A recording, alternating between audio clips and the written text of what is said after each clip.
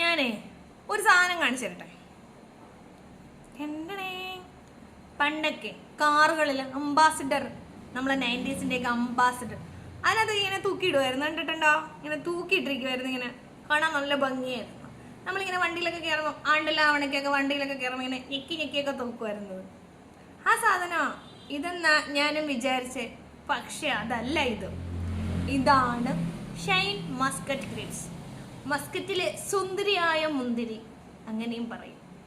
പക്ഷെ നല്ല ടേസ്റ്റ് ഉണ്ട് കേട്ടോ. ഞാൻ ആദ്യമായിട്ടാണ് ഈ സാധനം കാണുന്നത്, അതുകൊണ്ടൊന്ന് കാണിക്കാമെന്ന് വിചാരിച്ച.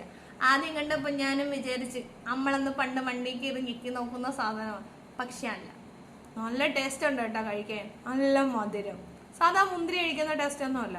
പിന്നെ ഇതിന് ആരാണോ എന്തോ മുന്തിരി എന്ന് പേരിട്ടത്, വേറെ എന്തെങ്കിലും പേരൊക്കെ ഇടാമായിരുന്നു. പക്ഷെ സംഭവം കൊള്ളാം. ഇമ്പോർട്ടൻസ് സാധനമാണ്, നമ്മൾ ബഹുമാനിക്കണം. മസ്കറ്റിൽ നിന്ന് വന്ന സുന്ദരിയാണ്, സുന്ദരിയായി മുന്തിരി. അപ്പം അത്രയേ ഉള്ളൂ.